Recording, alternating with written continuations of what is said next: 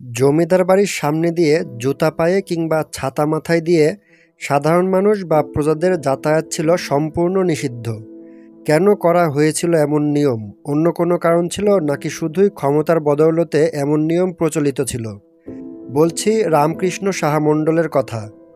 বিভিন্ন হিন্দি বা ইংরেজি এরকম হরর মুভিতে দেখি যে একটা বড় রাজপ্রাসাদ বা জমিদার বাড়ি নিয়ে যে এরকম মুভিটা মেক করা হয়, মানে এই ভবনটা কিন্তু মানে কিছুটা মানে কি মানে বলবো যে অনেকাংশেই সেরকম হন্টেড হাউসের মতো একটা মিল খুঁজে পাচ্ছি। একসময়কার জমিদার বাড়ি আজকে পরিণত হয়েছে ভূতের বাড়িতে। চলুন কথা না বাড়িয়ে মূল ভিডিওতে যাওয়া যাক।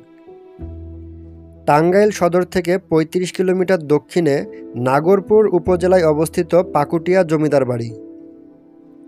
পথে যেতে যেতে দেখা মিলল ঘোড়ার গাড়ির।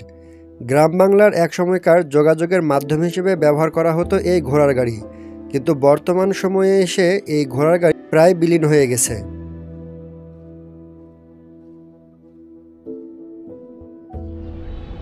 সো বন্ধুরা, দেখতে দেখতে চলে আসছি সেই পাকুটিয়া জমিদার বাড়িতে। আর এটা মানে আসলে একটু ভিতর সাইডে। তো আমরা যেটা করছি যে মির্জাপুর থেকে আমরা সিএনজি নিয়েছিলাম, এবং মির্জাপুর থেকে সিএনজিতে আমাদের ভাড়া পড়ছে জনপ্রতি ৮০ টাকা করে, এবং এটার আনুমানিক দূরত্ব প্রায় ২০ কিলোমিটারের মতো। সো আপনারা চাইলে মির্জাপুর থেকে সিএনজি নিয়ে আসতে পারেন, আবার চাইলে টাঙ্গাইল থেকেও আসতে পারেন। সো টাঙ্গাইল থেকে একটু হয়তো বা দূরত্বটা বেশি হবে। এখানে আসার পরে যেটা দেখছি, মানে প্রথমে হয়তো ভাবছিলাম যে জাস্ট একটা হয়তো বড় রাজপ্রাসাদ বা বড় একটা বাড়ি থাকবে, কিন্তু দেখছি মানে এটা অনেক বড় স্পেস এবং বেশ কিছু কিন্তু ভবন এখানে আছে। বন্ধুরা দেখতে পাচ্ছেন, এটা হচ্ছে পাকুটিয়া বাজার, এবং এই পাকুটিয়া বাজারের সাথে কিন্তু এই জমিদার বাড়িটি, এবং জমিদার বাড়ির হাতের ডান পাশে একটা ইন্দিরা টাইপ দেখা যাচ্ছে। হয়তোবা এক সময় যখন জমিদারেরা বসবাস করতো তখন হয়তোবা এই ইন্দিরাটা ব্যবহার করা হতো, বাট বর্তমান সময়ে এসে কিন্তু এটা একেবারে এখন পরিত্যক্ত হয়ে আছে। সো বন্ধুরা দেখতে পাচ্ছেন, এইটা একটা ভবন, এটা একটা ভবন, এবং আরও হয়তোবা পিছনে আরও ভবন আছে। আমরা প্রত্যেকটা ভবনে ঢুকে দেখার চেষ্টা করব যে সেগুলোর বর্তমান অবস্থা কি। তো আসুন আমরা একটু এই ভবনটা ঢুকে দেখি যে ভিতরে আসলে কি অবস্থা। মানে একেবারে পরিত্যক্ত। জিনিস দেখে আশ্চর্য হলাম। মানে আমি কিন্তু আপনাদেরকে এর আগেও বিভিন্ন জমিদার বাড়ি ঘুরে ঘুরে দেখিয়েছি, কিন্তু একটা জিনিস চিন্তা করেন, মানে ক্যামেরাতে কতটুকু বোঝা যাচ্ছে এটা আমি বলে বোঝাতে পারছি না। মানে যে উচ্চতাটা, মানে এক একটা ফ্লোর, মানে আমি তো আনুমানিক ৬ ফিট, আমার থেকে মনে হচ্ছে যে ৩-৪টা হবে। সো এক একটা ফ্লোরের উচ্চতা আনুমানিক তো ২০ থেকে ২২ ফিট হবেই। আসলে ভবনের ভিতরের অবস্থা মানে খুব একটা সুবিধার না, যেহেতু জমিদার নাই, সেই অনেক আগেই এখান থেকে সে জমিদারিত্ব চলে গেছে। আর এখন আমার পেছনে আপনারা যে ভবনটি দেখতে পাচ্ছেন, এটা কিন্তু বেশ বড় একটি ভবন। সো আমরা এখন এই ভবনের ভিতরে ঢুকবো এবং দেখানোর চেষ্টা করব যে এই ভবনের ভিতরে বর্তমান পরিস্থিতিটা আসলে কেমন।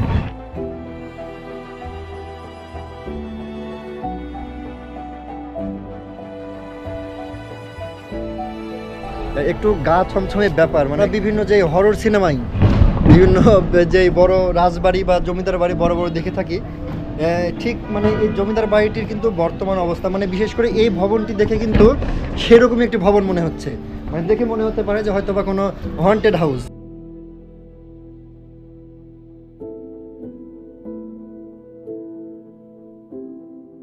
মানে একটু ভিতরে ঢুকবো, কিন্তু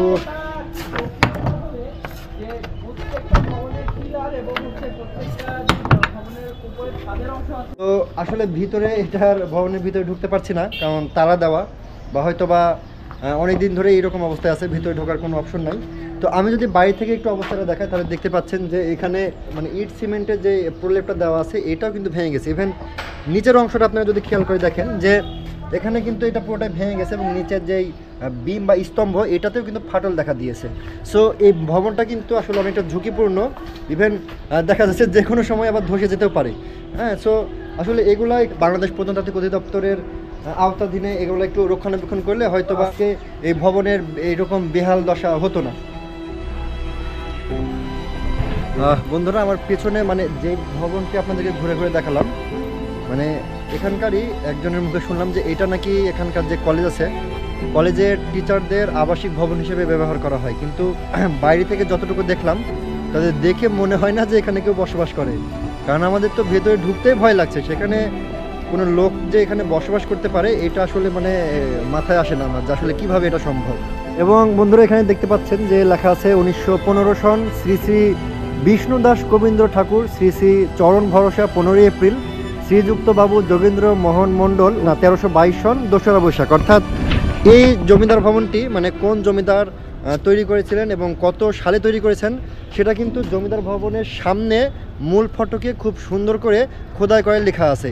জমিদার বাড়ির একটা জিনিস লক্ষ্য করলাম যে আমরা সাধারণত দেখে থাকি যে কোনো একটা বাড়ির যে স্তম্ভগুলো থাকে স্তম্ভগুলো কিন্তু সাধারণত মানে সিমেন্ট বালি বা বিভিন্ন পাথরের কংক্রিট দিয়ে তৈরি করা হয়, কিন্তু এখানে যে স্তম্ভগুলো আমরা দেখতে পাচ্ছি এই যে আপনারা দেখতে পাচ্ছেন এই পুরোটাই কিন্তু আসলে যে লোহা দিয়ে তৈরি এবং হয়তোবা এই লোহা দিয়ে তৈরি হওয়ার কারণেই হয়তোবা এই ভবনটি এখনও দাঁড়িয়ে আছে, নাহলে অযত্নে বা অবহেলার কারণে কিন্তু এই ভবনটি এতদিন আসলে ধসে যাওয়ার কথা ছিল। যেহেতু এটা সম্পূর্ণ লোহা দিয়ে তৈরি এজন্য ভবনটি আজও এই মাথা উঁচু করে দাঁড়িয়ে আছে। আমরা যখন ওই মানে পাকুটিয়া বাজার থেকে জমিদার বাড়িতে প্রবেশ করলাম তখনও কিন্তু সামনে একটা আমরা ইন্দিরা দেখতে পেয়েছি এবং এখানে আরও একটি ইন্দিরা রয়েছে এবং ওই পাশেও আরও একটি ইন্দিরা রয়েছে। সো দেখে বোঝা যাচ্ছে যে হয়তোবা জমিদার পরিবারের সদস্য সংখ্যা বেশ অনেকগুলো ছিল, তো হয়তোবা তাদের ছেলে সন্তান বেশ কিছু অনেক ছিল, যার কারণে এখানে প্রত্যেকটা জায়গায় কিন্তু প্রত্যেকটা ভবনের সামনে এক একটা করে ইন্দিরা বা কুয়া টাইপের স্থাপন করা আছে। তাহলে আসলে বুঝতে পারছেন যে এই জমিদার আসলে কতটা বেশ প্রভাবশালী একজন জমিদার ছিল। কালের বিবর্তনে জমিদার বাড়ির আজকে এমনই বেহাল দশা যে যে সিঁড়িটা ছিল বাড়ির সেই সিঁড়িটা পর্যন্ত কিন্তু ভেঙে গেছে। অযত্ন আর অবহেলায় একটা জমিদার বাড়ির যে কতটা বেহাল দশা হতে পারে এটা আপনারা এই পাকুটিয়া জমিদার বাড়িতে আসলে কিন্তু উপলব্ধি করতে পারবেন। এই সম্পদ অধিগ্রহণের পর 1967 সালে এখানে গড়ে তোলা হয় বিসিআরজি ডিগ্রি কলেজ, যা পাকুটিয়া বিসিআরজি ডিগ্রি কলেজ নামে অত্র নাগরপুরে সুপরিচিত। আমার পেছনে আপনারা এখন যে ভবনটি দেখতে পাচ্ছেন এটি মূলত নিচের যেই ফ্লোরগুলো আছে বা রুমগুলো আছে নিচের অংশটা গ্রামীণ ব্যাংকের অফিস হিসেবে ব্যবহার করা হয় এবং উপরের যে রুমগুলো দেখতে পাচ্ছেন এগুলো কিন্তু বর্তমানে যে কলেজ আছে কলেজের কিন্তু বিভিন্ন ক্লাসরুম, অর্থাৎ এগুলো কিন্তু এখন বর্তমানে স্টুডেন্টরা ক্লাস করে এবং ক্লাস নেওয়া হয় রীতিমতো। এটি আসলে এখানকার জমিদারি ভবন কিনা এটা আসলে সঠিক বলতে পারছি না, তবে বর্তমানে এই ভবনটি এখানকার যে কলেজটা আছে আর কি সেই কলেজের শেখ রাসেল ডিজিটাল ল্যাব হিসেবে ব্যবহার করা হয়।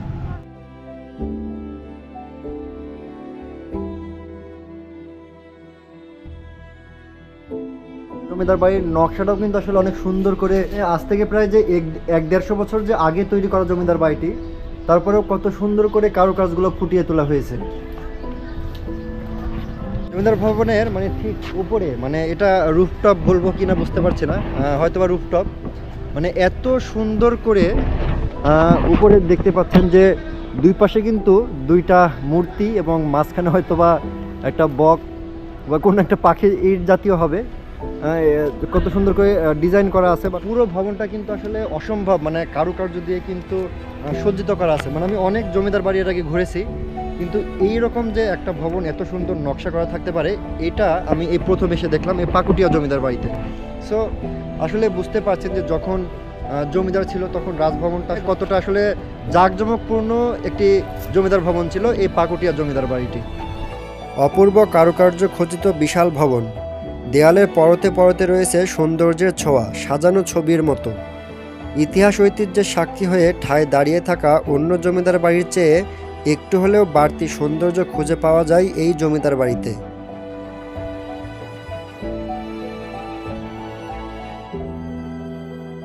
সো বন্ধুরা আপনারা এতক্ষণে পুরো এই জমিদারি ভবনগুলা সব কিছু ঘুরে ঘুরে দেখলেন, তো চলুন এখন আমরা একটু এই জমিদার বাড়ি কিছু ইতিহাস সংক্ষেপে জেনে আসি।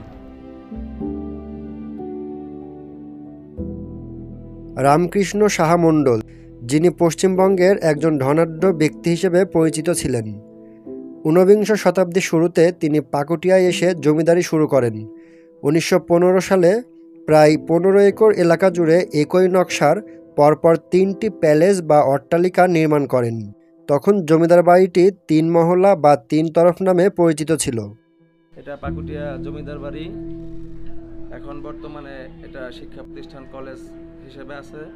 পাকুটিয়া বৃন্দাবন চন্দ্র রাধা গোবিন্দ ডিগ্রি কলেজ, ঠিক আছে। আর এই নিচতলায় ভবনটায় হচ্ছে যে গ্রামীণ ব্যাংক, উপরে সবগুলাই ক্লাস চলে। হ্যাঁ, জমিদাররা 3টা ভাই ছিল, এটা হচ্ছে বড় ভাইয়ের বাসা, তার পশ্চিম পাশে একটা আছে, ওইটা হচ্ছে মেজো ভাই, তারপরে ছোট ভাই। তিনটা ভাইয়ের তিনটা বাসা। মাঝখানের যে ভবনটা ওইখানে আপনার হচ্ছে যে সরকারি হসপিটাল, যেটা নাকি স্বাস্থ্য কমপ্লেক্স। আর পশ্চিম পাশের যে ভবন ওইখানে কলেজের যে স্টাফ শিক্ষক ওনাদের থাকার জন্য বাসস্থান আর কি। এই হচ্ছে যে বিষয়। আর আমরা তো সেদিনকার ছেলেবেলে এর চেয়ে মানে বেশি অভিজ্ঞ হচ্ছে যে মানে যারা মুরব্বী, এটা কিভাবে কি হইলো বিস্তারিত ওনারা বলতে পারবেন। আমার যতটুকু জানি এগুলো এইভাবেই পরিচালনা হয়ে আসছে। দৃষ্টিনন্দন এই জমিদার বাড়িতে প্রতিদিনই ভিড় বাড়ছে পর্যটকদের। জমিদারিত্ব নেই, আছে শুধু জমিদারের ইতিহাসের সাক্ষী। পাকুটিয়া জমিদার বাড়ির পরতে পরতে রয়েছে কালের নিদর্শন। জমিদার বাড়িটির সংস্কার বা জমিদারদের ইতিহাস সংরক্ষণ না হওয়াতে একদিকে যেমন সৌন্দর্য হারাচ্ছে বাড়িটি, অন্যদিকে তরুণ প্রজন্মের কাছে অজানা থেকে যাচ্ছে এর ইতিহাস। সো বন্ধুরা, এই ছিল পাকুটিয়া জমিদার বাড়ি সম্পর্কিত ভিডিও।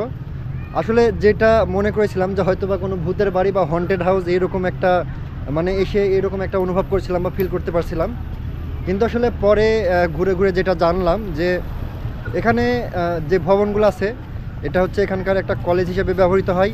ইভেন বেশ কিছু ভবন স্বাস্থ্য কমপ্লেক্স, তারপর আপনার ওই যে গ্রামীণ ব্যাংকের অফিস হিসেবে কিন্তু ব্যবহার করা হয়। সো এবং আরেকটা জিনিস আশ্চর্য হলাম যে এখনও কিন্তু যেই কিছু ভবন আছে সেই ভবনগুলোতে মানে অফিসের যে মানে কলেজের যে শিক্ষক, সেই শিক্ষকদের আবাসিক ভবন হিসেবে কিন্তু এগুলো ব্যবহার করা হয়।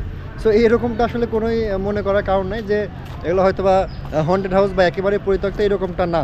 হ্যাঁ, আসলে আমরা যতগুলো জমিদার বাড়ি দেখেছি বেশিরভাগ ক্ষেত্রে কিন্তু সেগুলো পরিত্যক্ত, বাট এই জমিদার বাড়িটি কিন্তু ব্যবহার করা হচ্ছে।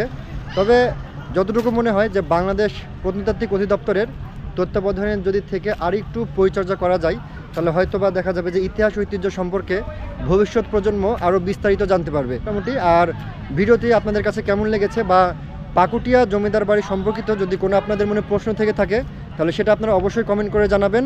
সো পরবর্তীতে নতুন কোনো ভিডিওতে দেখা হবে ইনশাল্লাহ। সেই পর্যন্ত সবাই ভালো থাকবেন, সুস্থ থাকবেন। আল্লাহ হাফেজ।